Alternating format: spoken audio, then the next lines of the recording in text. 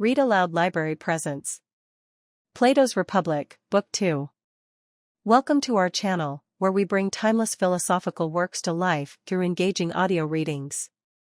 In this episode, we continue exploring Plato's Republic, an enduring dialogue that has shaped Western thought for centuries. Sit back, relax, and let's delve into Book 2. Socrates, Glaucon. With these words, I was thinking that I had made an end of the discussion, but the end, in truth, proved to be only a beginning. For Glaucon, who was always the most pugnacious of men, was dissatisfied at Thrasymachus' retirement. He wanted to have the battle out. So he said to me, "Socrates, do you wish really to persuade us, or only to seem to have persuaded us, that to be just is always better than to be unjust?" "I should wish really to persuade you," I replied, "if I could." "Then you certainly have not succeeded. Let me ask you now, how would you arrange goods? Are there not some which we welcome for their own sakes, and independently of their consequences, as, for example, harmless pleasures and enjoyments, which delight us at the time, although nothing follows from them?" "I agree in thinking that there is such a class," I replied. "Is there not also a second class of goods, such as knowledge, sight, health, which are desirable not only in themselves, but also for their results?" "Certainly," I said. "And would you not recognize a third class, such as gymnastic, and the care of the sick, and the physician's art, also the various ways of money-making? These do us good, but we regard them as disagreeable, and no one would choose them for their own sakes, but only for the sake of some reward or result which flows from them." "There is," I said, "this third class also." "But why do you ask?" "Because I want to know in which of the three classes you would place justice." "In the highest class," I replied, "among those goods which he who would be happy desires, both for their own sake and for the sake of their results." "Then the many are of another mind. They think that justice is to be reckoned in the troublesome class, among goods which are to be pursued for the sake of rewards and of reputation, but in themselves are disagreeable and rather to be avoided." "I know," I said, "that this is their manner of thinking, and that this was the thesis which Thrasymachus was maintaining just now, when he censured justice and praised injustice. But I am too stupid to be convinced by him." "I wish," he said, "that you would hear me as well as him, and then I shall see whether you and I agree. For Thrasymachus seems to me, like a snake, to have been charmed by your voice sooner than he ought to have been, but to my mind the nature of justice and injustice have not yet been made clear. Setting aside their rewards and results, I want to know what they are in themselves, and how they inwardly work in the soul. If you please, then, I will revive the argument of Thrasymachus. And first I will speak of the nature and origin of justice according to the common view of them. Secondly, I will show that all men who practice justice do so against their will, of necessity, but not as a good. And thirdly, I will argue that there is reason in this view, for the life of the unjust is after all better far than the life of the just if what they say is true, Socrates, since I myself am not of their opinion. But still I acknowledge that I am perplexed when I hear the voices of Thrasymachus and myriads of others dinning in my ears, and, on the other hand, I have never yet heard the superiority of justice to injustice maintained by any one in a satisfactory way. I want to hear justice praised in respect of itself, then I shall be satisfied, and you are the person from whom I think that I am most likely to hear this, and therefore I will praise the unjust life to the utmost of my power, and my manner of speaking will indicate the manner in which I desire to hear you too praising justice and censuring injustice. Will you say whether you approve of my proposal?" "Indeed I do, nor can I imagine any theme about which a man of sense would oftener wish to converse." "I am delighted," he replied, "to hear you say so, and shall begin by speaking, as I proposed, of the nature and origin of justice." Glaucon. "They say that to do injustice is, by nature, good, to suffer injustice, evil, but that the evil is greater than the good.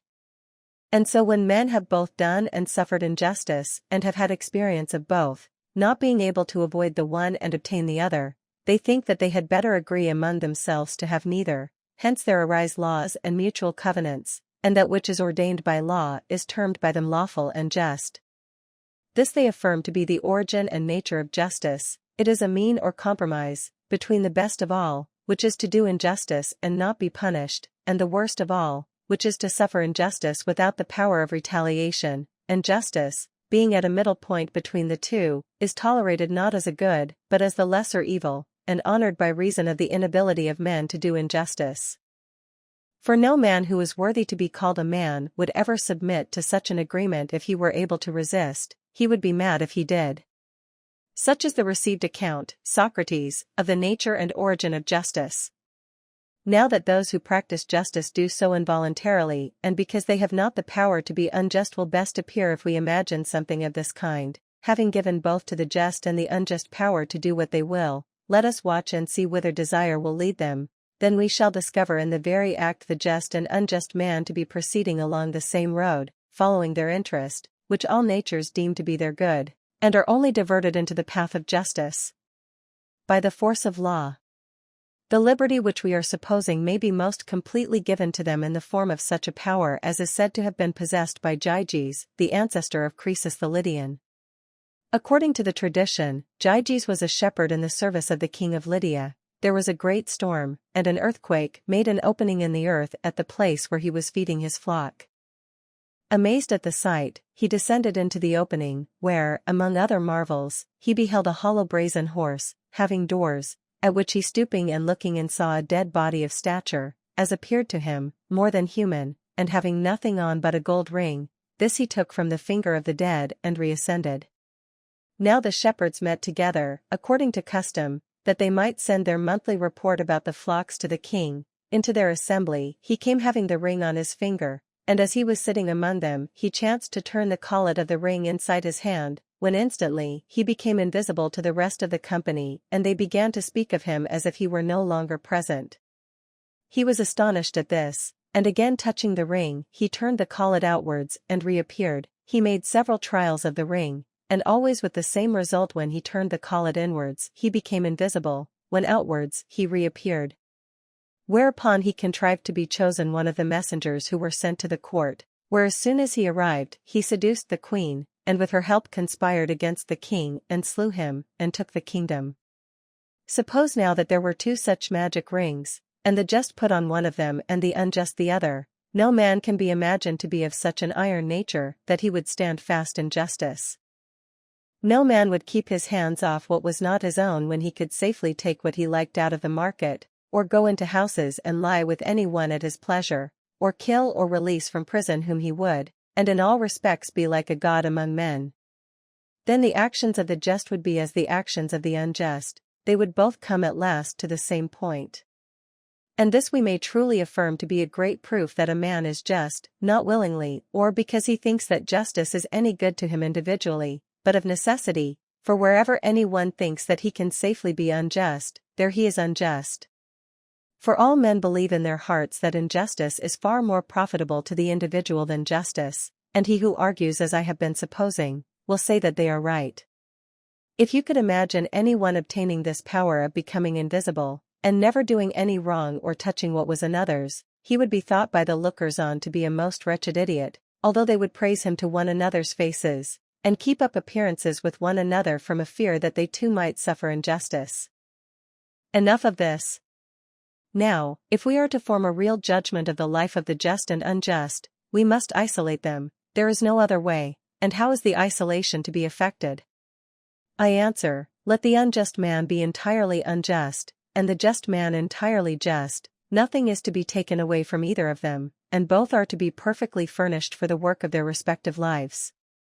First, let the unjust be like other distinguished masters of craft, like the skillful pilot or physician, who knows intuitively his own powers and keeps within their limits, and who, if he fails at any point, is able to recover himself. So let the unjust make his unjust attempts in the right way, and lie hidden if he means to be great in his injustice. He who is found out is nobody, for the highest reach of injustice is, to be deemed just when you are not. Therefore I say that in the perfectly unjust man we must assume the most perfect injustice. There is to be no deduction, but we must allow him, while doing the most unjust acts, to have acquired the greatest reputation for justice. If he have taken a false step he must be able to recover himself, he must be one who can speak with effect, if any of his deeds come to light, and who can force his way where force is required, his courage and strength, and command of money and friends. And at his side let us place the just man in his nobleness and simplicity, wishing, as Aeschylus says, to be, and not to seem good. There must be no seeming, for if he seem to be just he will be honored and rewarded, and then we shall not know whether he is just for the sake of justice or for the sake of honors and rewards. Therefore, let him be clothed in justice only, and have no other covering, and he must be imagined in a state of life the opposite of the former. Let him be the best of men, and let him be thought the worst, then he will have been put to the proof, and we shall see whether he will be affected by the fear of infamy and its consequences. And let him continue thus to the hour of death, being just and seeming to be unjust.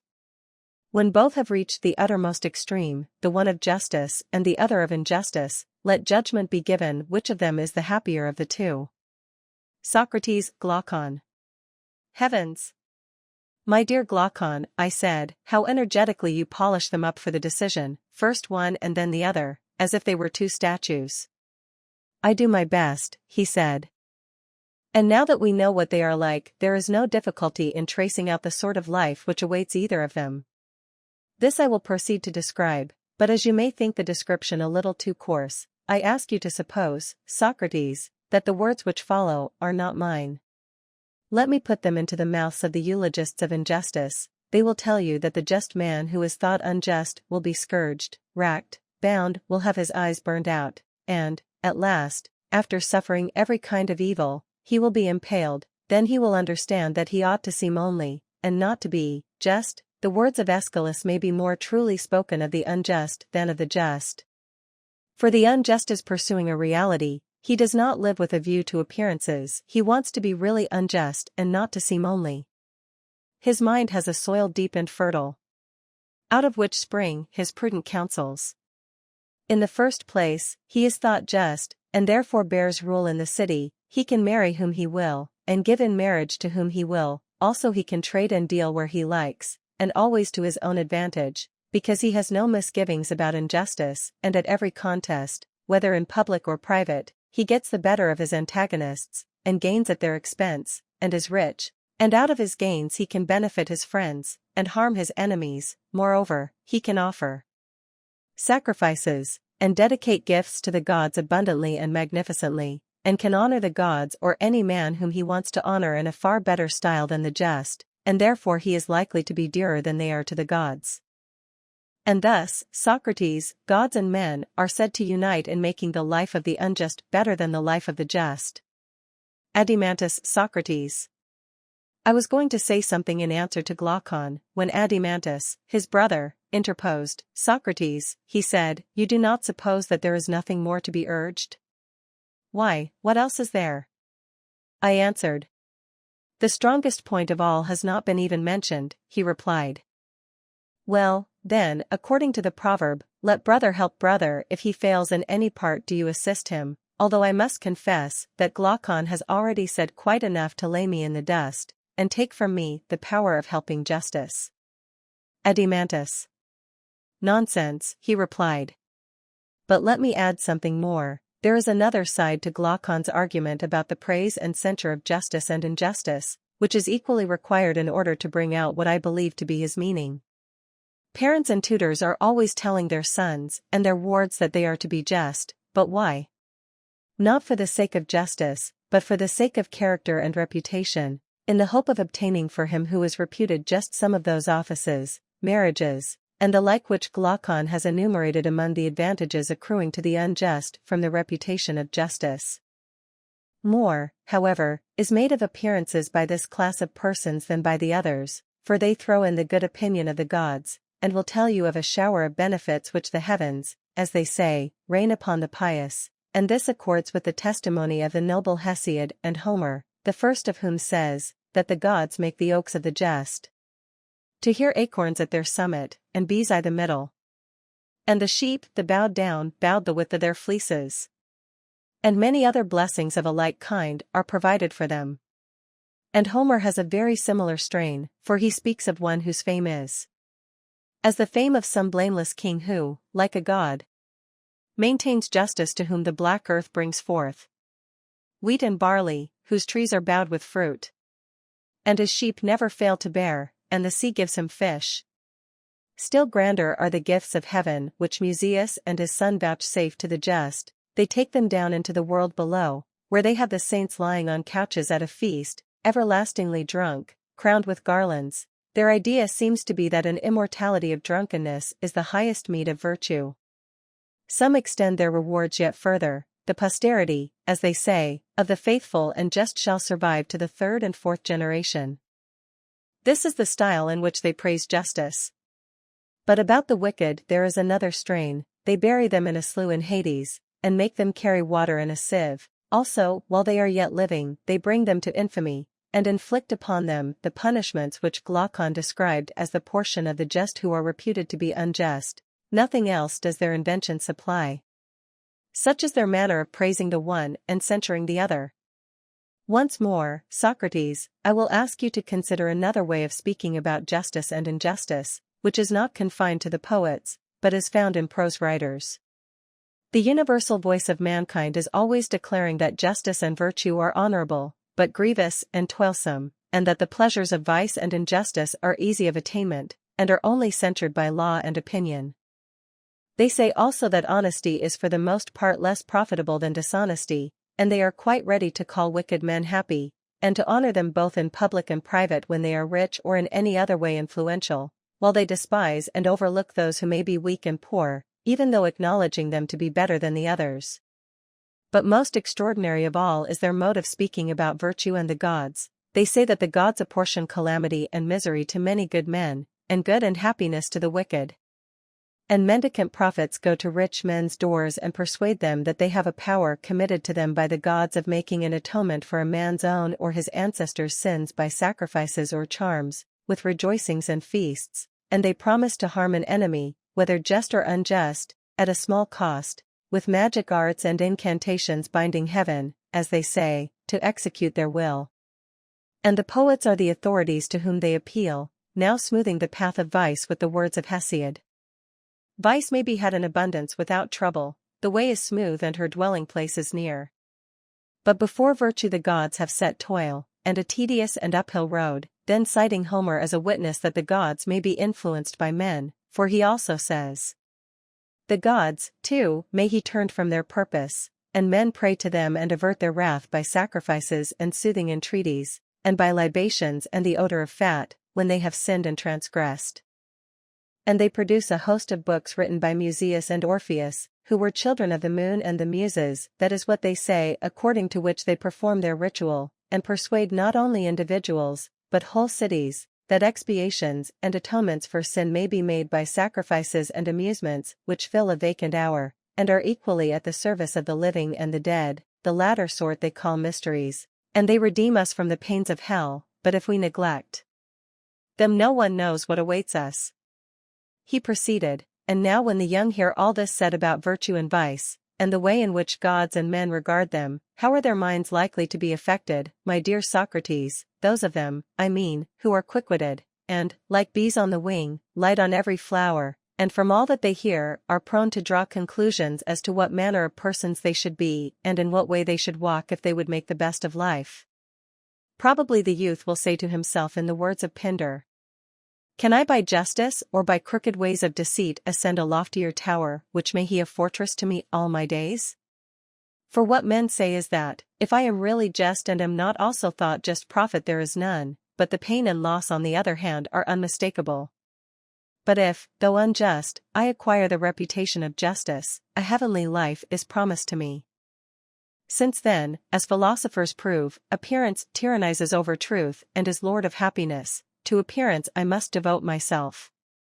I will describe around me a picture and shadow of virtue to be the vestibule and exterior of my house. Behind I will trail the subtle and crafty fox, as Archilochus, greatest of sages, recommends. But I hear someone exclaiming that the concealment of wickedness is often difficult, to which I answer, nothing great is easy. Nevertheless, the argument indicates this, if we would be happy, to be the path along which we should proceed.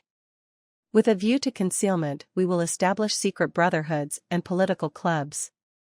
And there are professors of rhetoric who teach the art of persuading courts and assemblies, and so, partly by persuasion and partly by force, I shall make unlawful gains and not be punished. Still I hear a voice saying that the gods cannot be deceived, neither can they be compelled. But what if there are no gods? Or, suppose them to have no care of human things, why in either case should we mind about concealment?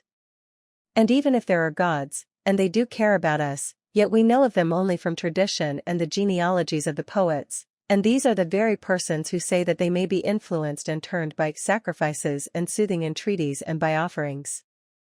Let us be consistent then, and believe both or neither. If the poets speak truly, why then we had better be unjust, and offer of the fruits of injustice, for if we are just, although we may escape the vengeance of heaven, we shall lose the gains of injustice, but, if we are unjust, we shall keep the gains, and by our sinning and praying and sinning, the gods will be propitiated, and we shall not be punished. But there is a world below, in which either we or our posterity will suffer for our unjust deeds. Yes, my friend, will be the reflection, but there are mysteries and atoning deities, and these have great power. That is what mighty cities declare, and the children of the gods, who were their poets and prophets, bear a like testimony. On what principle, then, shall we any longer choose justice rather than the worst injustice? When, if we only unite the latter with a deceitful regard to appearances, we shall fare to our mind both with gods and men, in life and after death, as the most numerous and the highest authorities tell us. Knowing all this, Socrates, how can a man who has any superiority of mind or person or rank or wealth, be willing to honor justice, or indeed to refrain from laughing when he hears justice praised? And even if there should be someone who is able to disprove the truth of my words, and who is satisfied that justice is best, still he is not angry with the unjust, but is very ready to forgive them, because he also knows that men are not just of their own free will, unless, peradventure, there be someone whom the divinity within him may have inspired with a hatred of injustice, or who has attained knowledge of the truth, but no other man. He only blames injustice who, owing to cowardice or age or some weakness, has not the power of being unjust. And this is proved by the fact that when he obtains the power, he immediately becomes unjust as far as he can be. The cause of all this, Socrates, was indicated by us at the beginning of the argument, when my brother and I told you how astonished we were to find that of all the professing panegyrists of justice, beginning with the ancient heroes of whom any memorial has been preserved to us, and ending with the men of our own time, no one has ever blamed injustice or praised justice except with a view to the glories, honors, and benefits which flow from them. No one has ever adequately described either in verse or prose the true essential nature of either of them abiding in the soul, and invisible to any human or divine eye, or shown that of all the things of a man's soul which he has within him, justice is the greatest good, and injustice the greatest evil. Had this been the universal strain, had you sought to persuade us of this from our youth upwards, we should not have been on the watch to keep one another from doing wrong, but every one would have been his own watchman, because afraid, if he did wrong, of harboring in himself the greatest of evils. I dare say that Thrasymachus and others would seriously hold the language which I have been merely repeating, and words even stronger than these about justice and injustice, grossly, as I conceive, perverting their true nature. But I speak in this vehement manner, as I must frankly confess to you, because I want to hear from you the opposite side, and I would ask you to show not only the superiority which justice has over injustice, but what effect they have on the possessor of them, which makes the one to be a good and the other an evil to him. And please, as Glaucon requested of you, to exclude reputations, for unless you take away from each of them his true reputation and add on the false, we shall say that you do not praise justice, but the appearance of it, we shall think that you are only exhorting us to keep injustice dark, and that you really agree with Thrasymachus in thinking that justice is another's good and the interest of the stronger, and that injustice is a man's own profit and interest, though injurious to the weaker. Now as you have admitted that justice is one of that highest class of goods which are desired indeed for their results, but in a far greater degree for their own sakes, like sight or hearing or knowledge or health, or any other real and natural and not merely conventional good, I would ask you in your praise of justice to regard one point only, I mean the essential good and evil which justice and injustice work in the possessors of them. Let others praise justice and censure injustice, magnifying the rewards and honors of the one and abusing the other. That is a manner of arguing which, coming from them, I am ready to tolerate, but from you who have spent your whole life in the consideration of this question, unless I hear the contrary from your own lips, I expect something better. And therefore, I say, not only prove to us that justice is better than injustice, but show what they either of them do to the possessor of them, which makes the one to be a good and the other an evil, whether seen or unseen by gods and men. Socrates. Adeimantus. I had always admired the genius of Glaucon and Adeimantus, but on hearing these words I was quite delighted, and said, Sons of an illustrious father, that was not a bad beginning of the elegiac verses, which the admirer of Glaucon made in honor of you after you had distinguished yourselves at the battle of Megara. Sons of Ariston, he sang, divine offspring of an illustrious hero.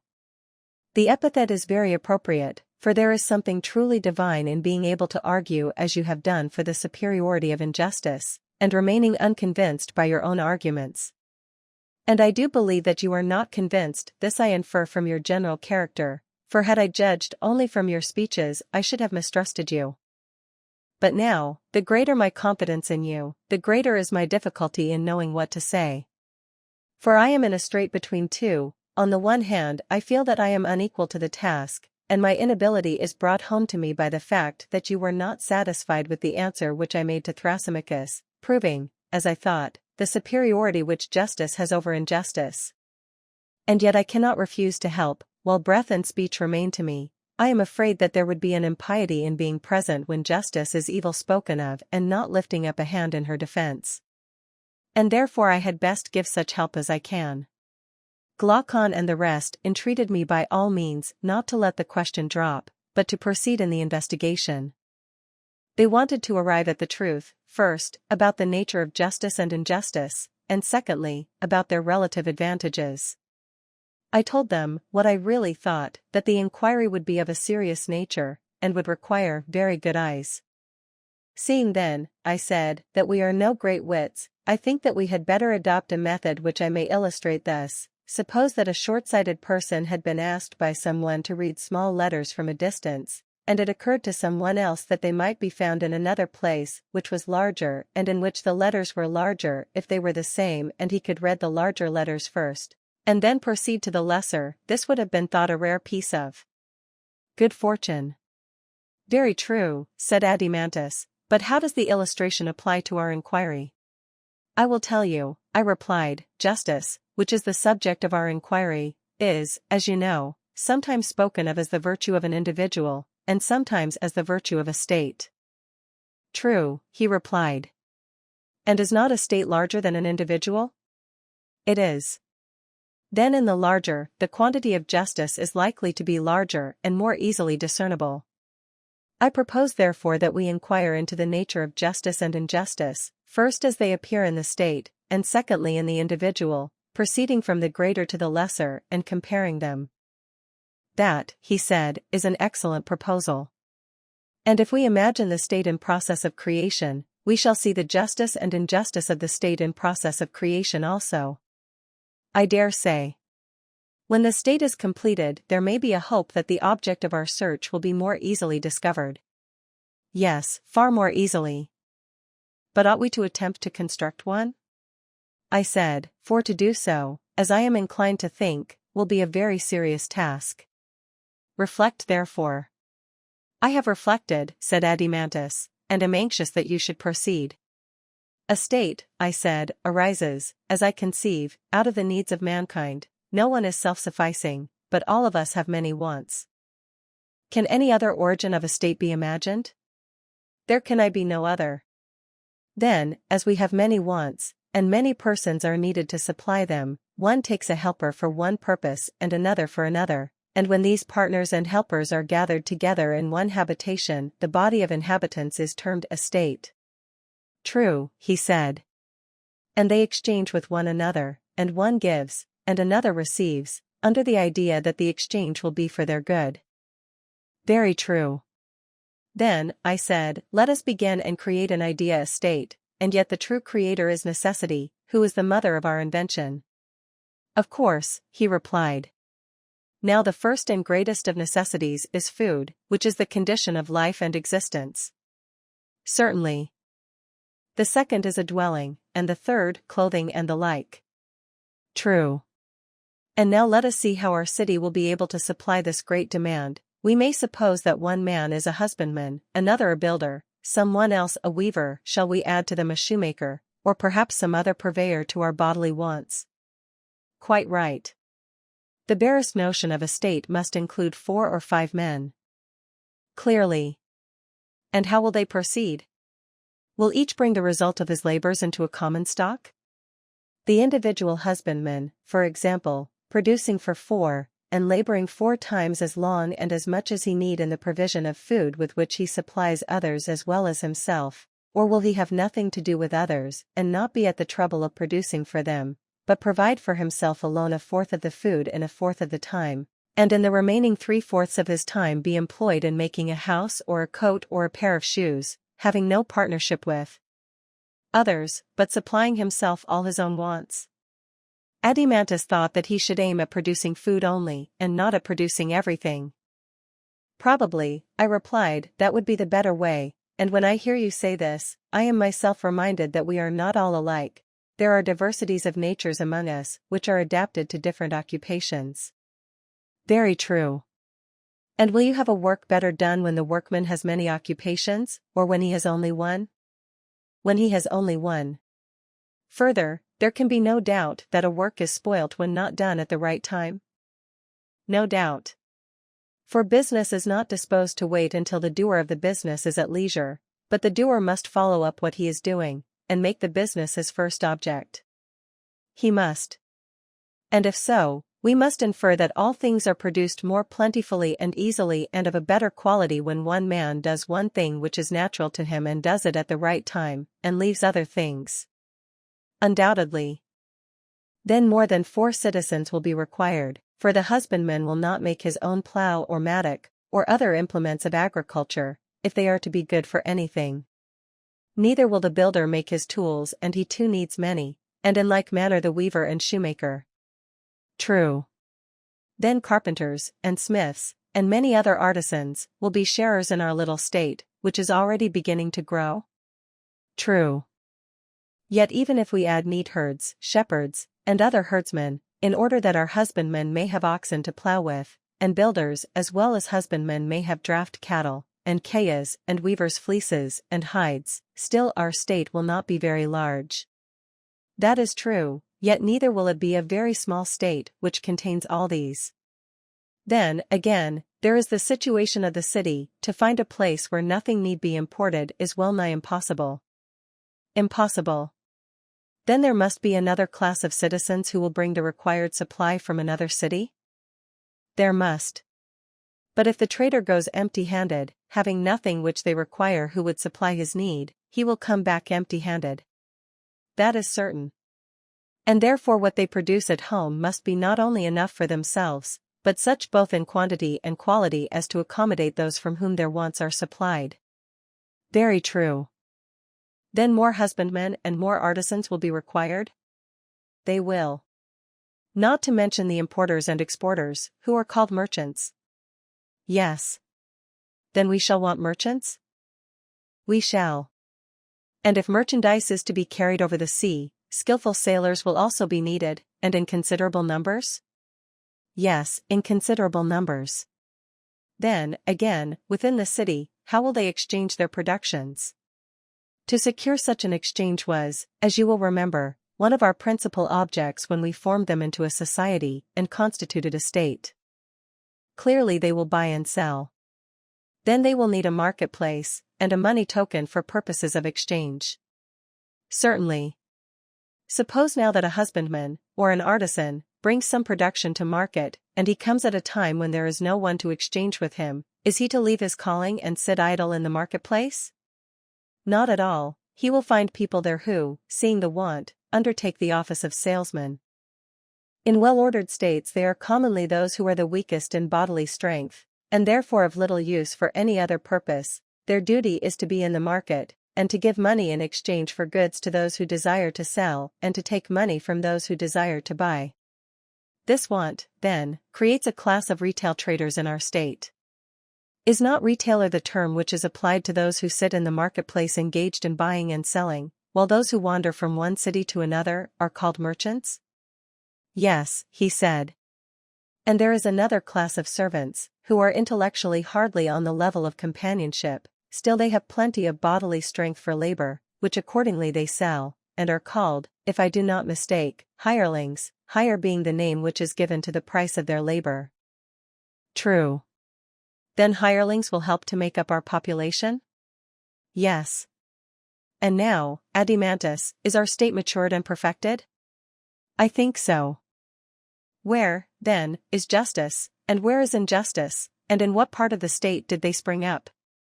Probably in the dealings of these citizens with one another. Cannot imagine that they are more likely to be found anywhere else. I dare say that you are right in your suggestion, I said. We had better think the matter out, and not shrink from the inquiry. Let us then consider, first of all, what will be their way of life, now that we have thus established them. Will they not produce corn, and wine, and clothes, and shoes, and build houses for themselves? And when they are housed, they will work, in summer, commonly, stripped and barefoot, but in winter, substantially clothed and shod. They will feed on barley meal and flour of wheat, baking and kneading them, making noble cakes and loaves. These they will serve up on a mat of reeds, or on clean leaves, themselves reclining the while upon beds strewn with yew or myrtle.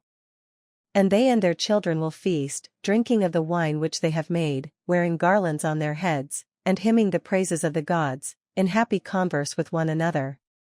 And they will take care that their families do not exceed their means, having an eye to poverty or war. Socrates, Glaucon. But, said Glaucon, interposing, you have not given them a relish to their meal.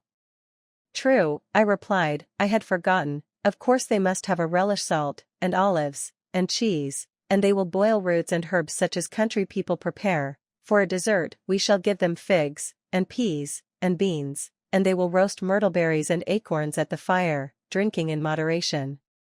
And with such a diet they may be expected to live in peace and health to a good old age, and bequeath a similar life to their children after them. Yes, Socrates, he said, and if you were providing for a city of pigs, how else would you feed the beasts? But what would you have, Glaucon? I replied. Why, he said, you should give them the ordinary conveniences of life. People who are to be comfortable are accustomed to lie on sofas, and dine off tables, and they should have sauces and sweets in the modern style. Yes, I said, now I understand. The question which you would have me consider is, not only how a state, but how a luxurious state is created, and possibly there is no harm in this, for in such a state we shall be more likely to see how justice and injustice originate. In my opinion, the true and healthy constitution of the state is the one which I have described. But if you wish also to see a state at fever heat, I have no objection. For I suspect that many will not be satisfied with the simpler way they will be for adding sofas, and tables, and other furniture, also dainties, and perfumes, and incense, and courtesans, and cakes, all these not of one sort only, but in every variety. We must go beyond the necessaries of which I was at first speaking, such as houses, and clothes, and shoes. The arts of the painter and the embroiderer will have to be set in motion, and gold and ivory and all sorts of materials must be procured. True, he said. Then we must enlarge our borders, for the original healthy state is no longer sufficient.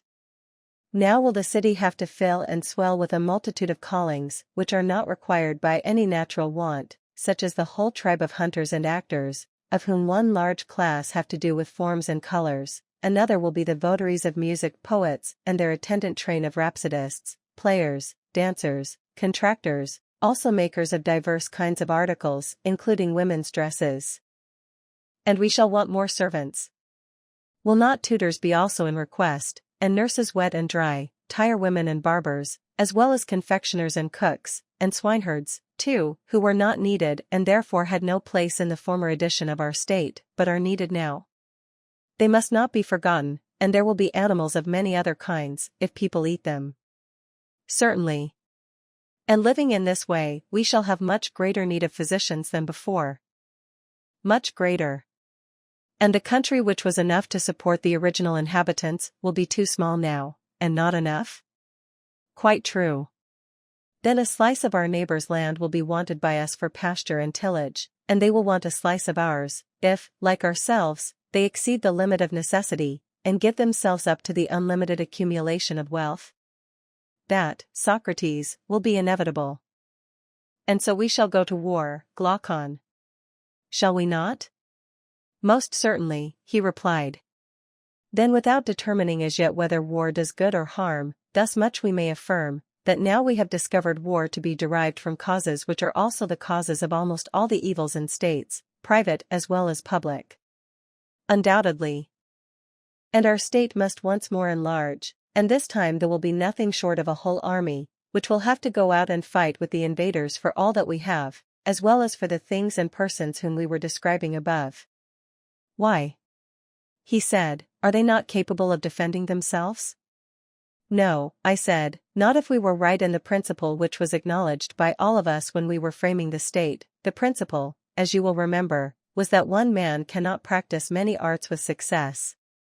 Very true, he said. But is not war an art? Certainly. And an art requiring as much attention as shoemaking? Quite true. And the shoemaker was not allowed by us to be husbandman, or a weaver, a builder in order that we might have our shoes well made, but to him and to every other worker was assigned one work for which he was by nature fitted, and at that he was to continue working all his life long and at no other. He was not to let opportunities slip, and then he would become a good workman. Now nothing can be more important than that the work of a soldier should be well done. But is war an art so easily acquired that a man may be a warrior who is also a husbandman, or shoemaker, or other artisan, although no one in the world would be a good dice or draught player who merely took up the game as a recreation, and had not from his earliest years devoted himself to this and nothing else? No tools will make a man a skilled workman, or master of defense, nor be of any use to him who has not learned how to handle them, and has never bestowed any attention upon them. How then will he who takes up a shield or other implement of war become a good fighter all in a day, whether with heavy-armed or any other kind of troops? Yes, he said, the tools which would teach men their own use would be beyond price. And the higher the duties of the guardian, I said, the more time, and skill, and art, and application will be needed by him? No doubt, he replied. Will he not also require natural aptitude for his calling? Certainly. Then it will be our duty to select, if we can, natures which are fitted for the task of guarding the city? It will. And the selection will be no easy matter, I said, but we must be brave and do our best. We must. Is not the noble youth very like a well-bred dog in respect of guarding and watching? What do you mean? I mean that both of them ought to be quick to see, and swift to overtake the enemy when they see him, and strong too if, when they have caught him, they have to fight with him. All these qualities, he replied, will certainly be required by them. Well, and your guardian must be brave if he is to fight well? Certainly. And is he likely to be brave who has no spirit, whether horse or dog or any other animal? Have you never observed how invincible and unconquerable is spirit, and how the presence of it makes the soul of any creature to be absolutely fearless and indomitable? I have. Then now we have a clear notion of the bodily qualities which are required in the guardian. True. And also of the mental ones. His soul is to be full of spirit? Yes. But are not these spirited natures apt to be savage with one another, and with everybody else? A difficulty by no means easy to overcome, he replied. Whereas, I said, they ought to be dangerous to their enemies, and gentle to their friends. If not, they will destroy themselves, without waiting for their enemies to destroy them. True, he said.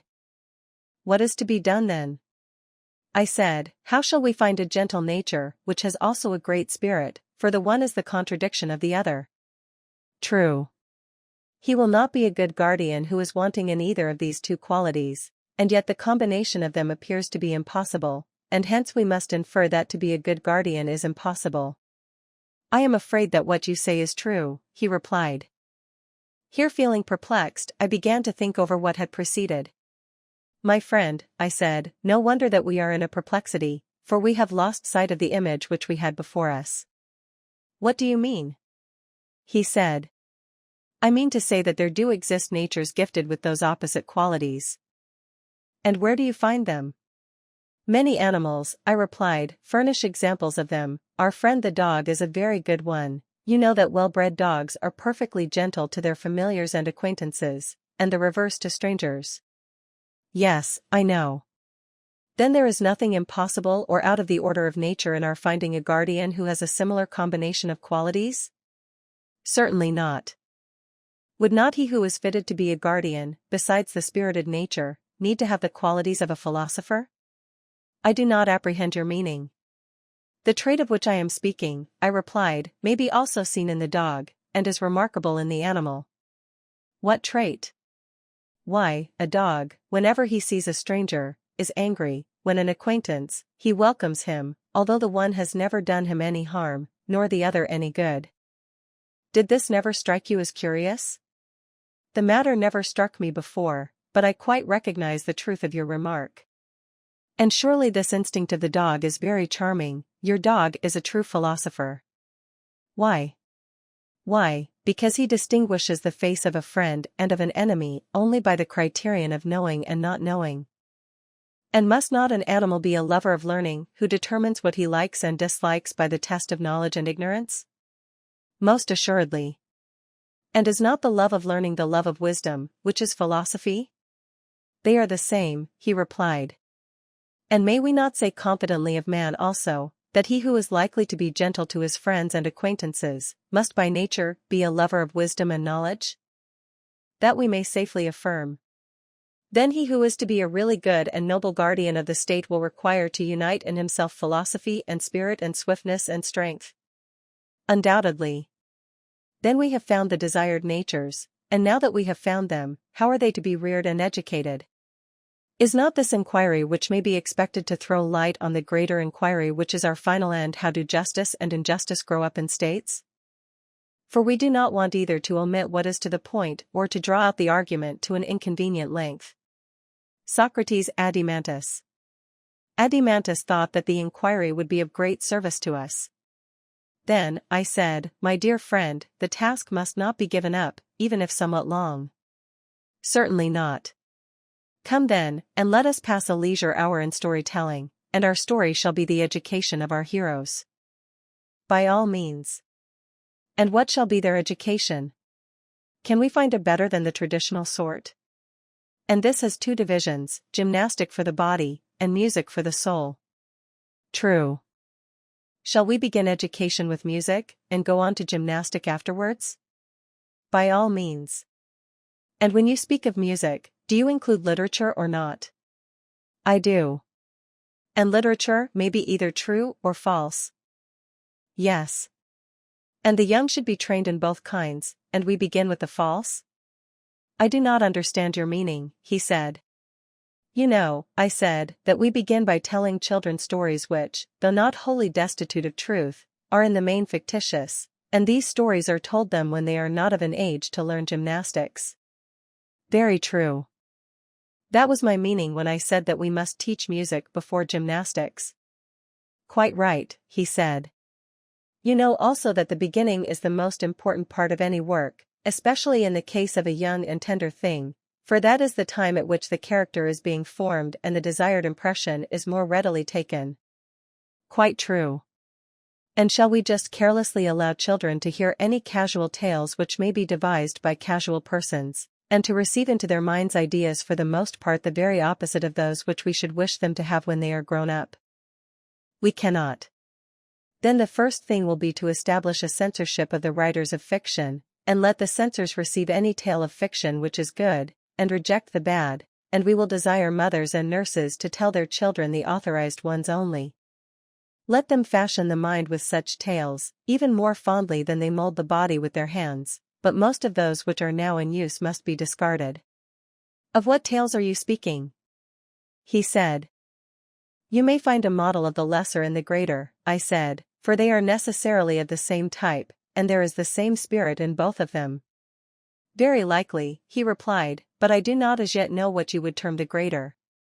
Those, I said, which are narrated by Homer and Hesiod, and the rest of the poets, who have ever been the great storytellers of mankind. But which stories do you mean, he said, and what fault do you find with them? A fault which is most serious, I said, the fault of telling a lie, and, what is more, a bad lie. But when is this fault committed? Whenever an erroneous representation is made of the nature of gods and heroes, as when a painter paints a portrait not having the shadow of a likeness to the original. Yes, he said, that sort of thing is certainly very blamable, but what are the stories which you mean? First of all, I said, there was that greatest of all lies, in high places, which the poet told about Uranus, and which was a bad lie too. I mean what Hesiod says that Uranus did, and how Cronus retaliated on him. The doings of Cronus, and the sufferings which in turn his son inflicted upon him, even if they were true, ought certainly not to be lightly told to young and thoughtless persons. If possible, they had better be buried in silence. But if there is an absolute necessity for their mention, a chosen few might hear them in a mystery, and they should sacrifice not a common Eleusinian pig, but some huge and unprocurable victim, and then the number of the hearers will be very few indeed. Why, yes, said he, those stories are extremely objectionable. Yes, Adimantus, they are stories not to be repeated in our state. The young man should not be told that in committing the worst of crimes he is far from doing anything outrageous, and that even if he chastises his father when does wrong, in whatever manner, he will only be following the example of the first and greatest among the gods.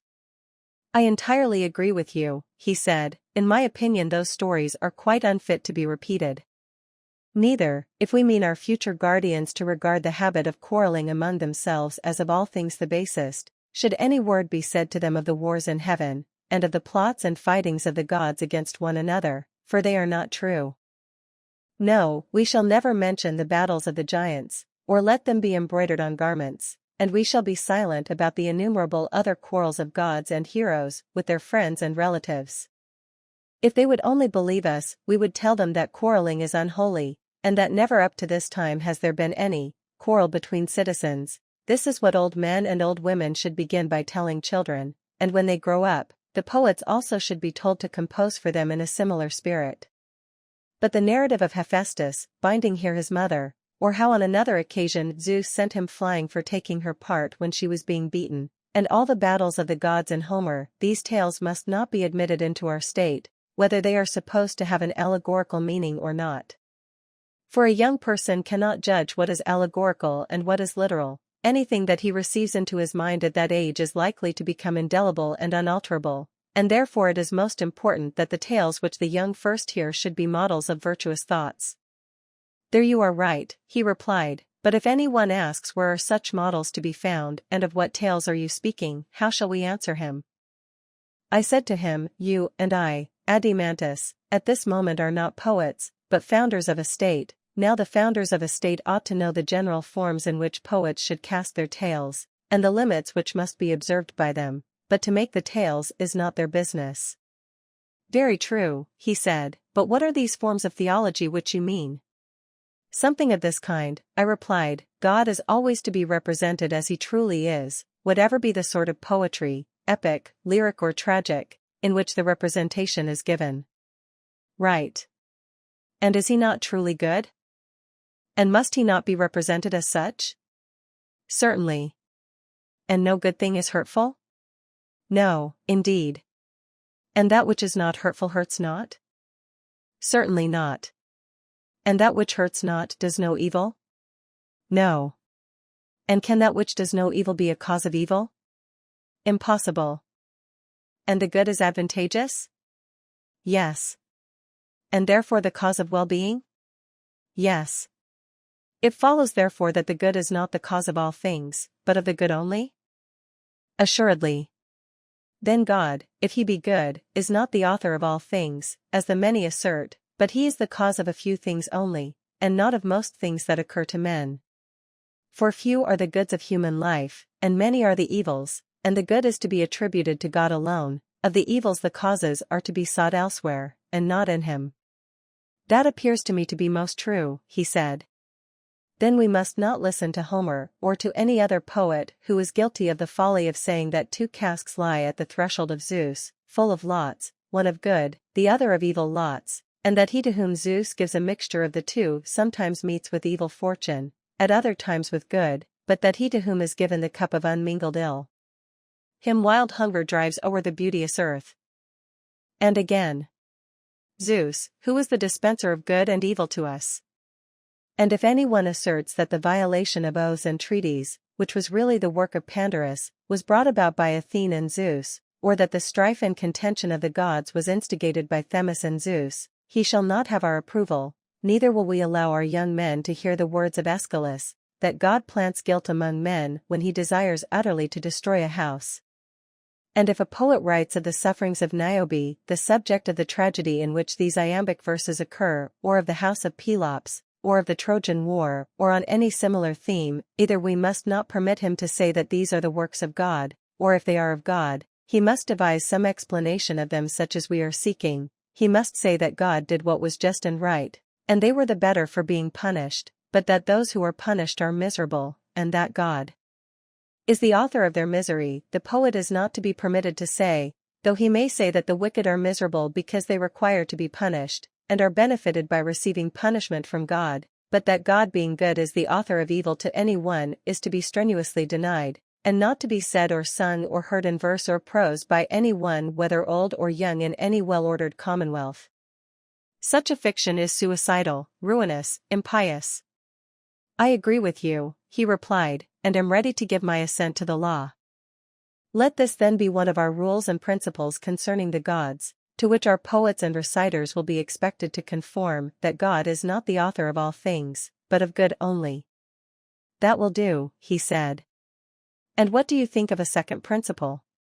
Shall I ask you whether God is a magician, and of a nature to appear insidiously now in one shape, and now in another, sometimes himself changing and passing into many forms, sometimes deceiving us with the semblance of such transformations, or is he one and the same immutably fixed in his own proper image? I cannot answer you, he said, without more thought. Well, I said, but if we suppose a change in anything, that change must be effected either by the thing itself, or by some other thing? Most certainly.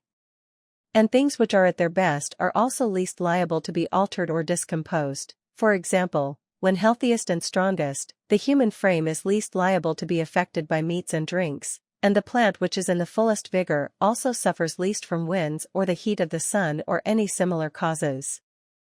Of course. And will not the bravest and wisest soul be least confused or deranged by any external influence? True. And the same principle, as I should suppose, applies to all composite things: furniture, houses, garments. When good and well made, they are least altered by time and circumstances. Very true. Then everything which is good, whether made by art or nature, or both, is least liable to suffer change from without? True.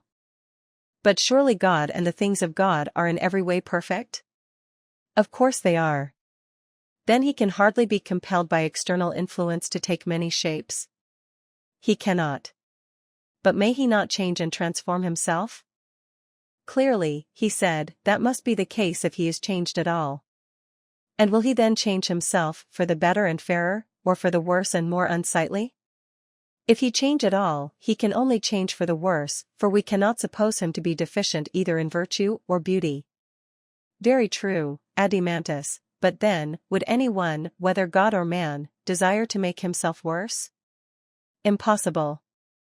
Then it is impossible that God should ever be willing to change, being, as is supposed, the fairest and best that is conceivable. Every God remains absolutely and forever in his own form. That necessarily follows, he said, in my judgment.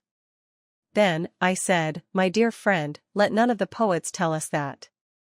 The gods, taking the disguise of strangers from other lands, walk up and down cities in all sorts of forms, and let no one slander Proteus and Thetis, neither let any one, either in tragedy or in any other kind of poetry, introduce here, disguised in the likeness of a priestess asking an alms. For the life-giving daughters of Inachus the river of Argos, let us have no more lies of that sort. Neither must we have mothers under the influence of the poets scaring their children with a bad version of these myths, telling how certain gods, as they say, go about by night in the likeness of so many strangers and in diverse forms, but let them take heed lest they make cowards of their children, and at the same time speak blasphemy against the gods. Heaven forbid, he said. But although the gods are themselves unchangeable, still by witchcraft and deception they may make us think that they appear in various forms? Perhaps, he replied. Well, but can you imagine that God will be willing to lie, whether in word or deed, or to put forth a phantom of himself? I cannot say, he replied. Do you not know, I said, that the true lie, if such an expression may be allowed, is hated of gods and men? What do you mean? He said. I mean that no one is willingly deceived in that which is the truest and highest part of himself, or about the truest and highest matters. There, above all, he is most afraid of a lie having possession of him.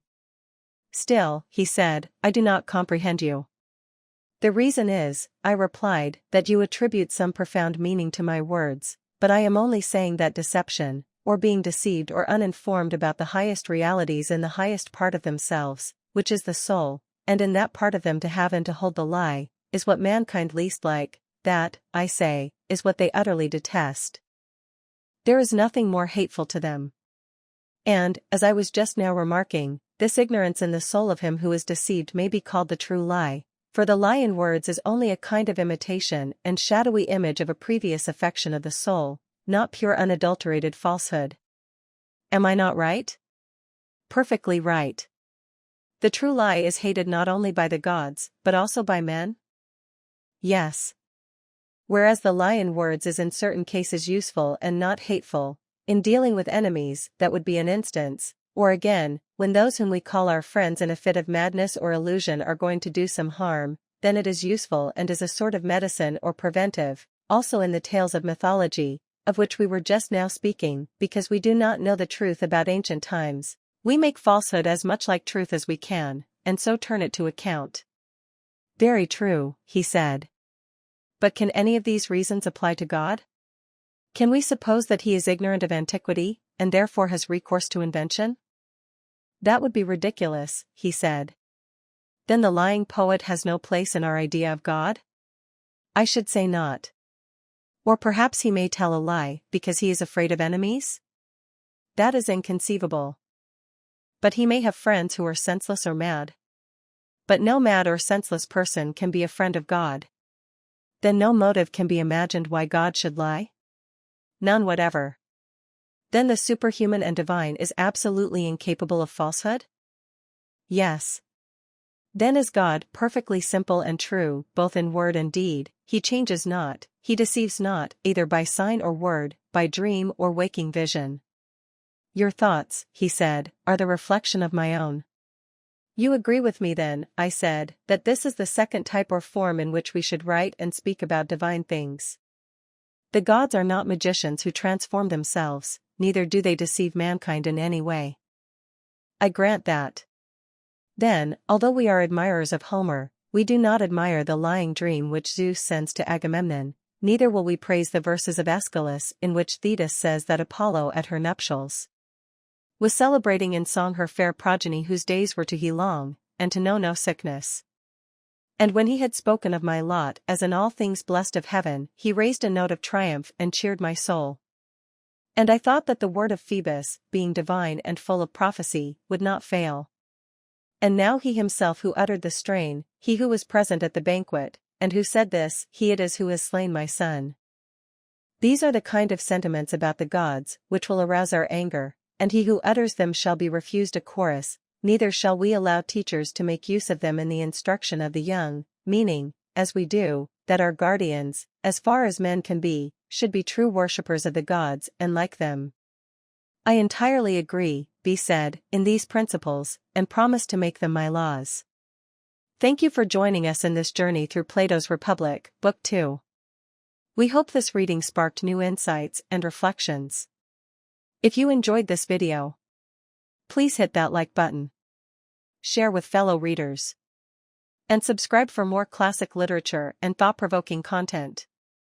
Stay tuned for our next reading, and until then, keep exploring the world of ideas.